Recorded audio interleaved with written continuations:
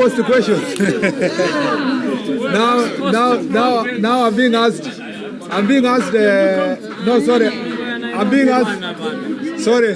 Let me say this. I'm being asked questions of Nandi and Kiambu, but I will answer because also as a cabinet secretary, if I'm here, I am able to address those issues. The issue of police brutality, particularly the video that we have seen from Nandi Hills, that is depicting some police officers beating young men who are playing the game of pool, and which is dated, estimated to be 10th of this month, is barbaric. It is unacceptable.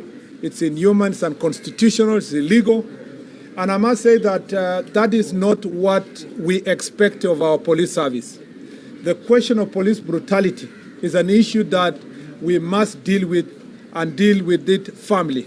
I have professed myself in the past that I will defend police officers who find themselves facing prosecution because of doing their work. But it's not our job to defend police officers who commit crime. And what we see from that video, prima facie, is a criminal activity, conglomeration. And I must say that I am sure the IG, you must have seen the IG has issued a statement. We consulted earlier with the IG. The IG has already deployed the internal unit team. The IPOA has also deployed a team to go and carry out investigations. Those officers who will be found to have committed that act will be arrested, they will be charged, and I can assure you that they will also lose their jobs if they are found to be guilty. We must, in such cases, we must show that the National Police Service and the government of Kenya does not condone police brutality, and that is absolutely unacceptable.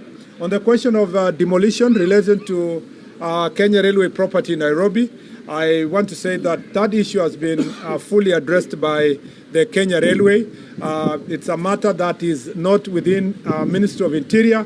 It is an issue that is the Ministry of Transport. The railway, Kenya Railway, has already professed itself that they carried out sufficient notice, carried out destruction of illegally erected structures, and that they have said that they were not targeting any individual in the country. Unfortunately, of Interior, I was and I am not involved. I was and I am not involved because it is not our ministry's responsibility to run transport or to run every other ministry issues. The National Police Service, being an independent institution, provides security to all, to citizens and to agencies when they are carrying out their security operations or when they are seizing their property or protecting their property. So that question will be sufficiently addressed. If there are any gaps, they will be sufficiently addressed by the Ministry of Transport, which is the relevant ministry with the responsibility to address this matter. I think with all that, I feel fully satisfied that my initial brief covered everything that is touching on this region, and I look forward to, again, another engagement like this in the near future. As high drugs like heroin, cocaine, and other synthetic drugs.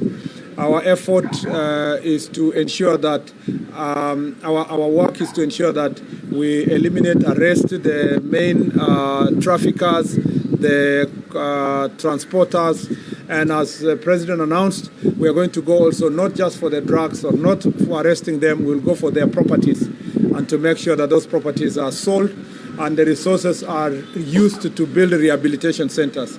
His Excellency the President also asked counties to provide land to ensure that we help them build rehabilitation centers, and the county government of Mombasa and other counties in this region are in the process of delivering that piece of land for His Excellency the President to instruct the relevant agencies to help us construct rehabilitation centers so that those who are rescued from this scourge are actually taken through rehabilitation to come back to live their lives. The third issue we dealt with was the question of getting services closer to the people. In this subject, there are a number of sub-counties, divisions and locations, sub-locations that were gazetted that are yet to be operationalized.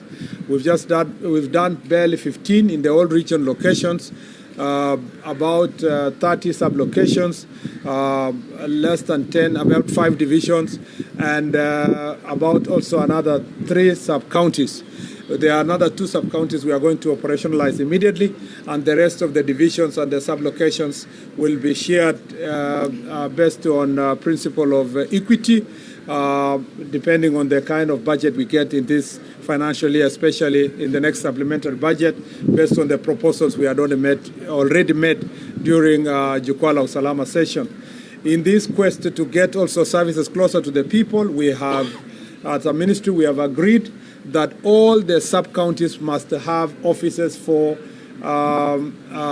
civil registration, so that the birth and death certificates can be gotten or can be given to the people closer.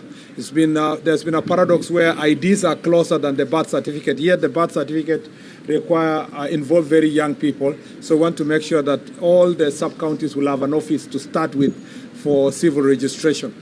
On the part of registration of persons, which is National Registration Bureau, which deals with identity cards, there are nearly 500,000 people in Coast Region who are of adult age and do not have IDs.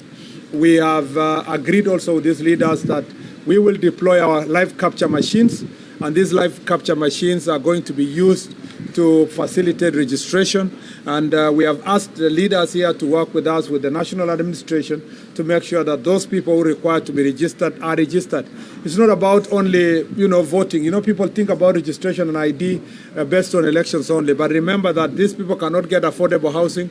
There is no proper planning for both county and national government. They cannot get share services. And this is a challenge. It's also a challenge for border counties, where persons married from across the border have not gotten IDs and they're aging, they have become widows, their children cannot inherit. And that issue, we have agreed on a mechanism where the Immigration Office is going to visit Kwale, Taita Taveta, and the other border counties to make sure that those communities that have persons who are yet to be registered and yet married to Kenya, even if they came from other countries, are facilitated to get the necessary documentation and sort out this problem that people are facing. I must say that it's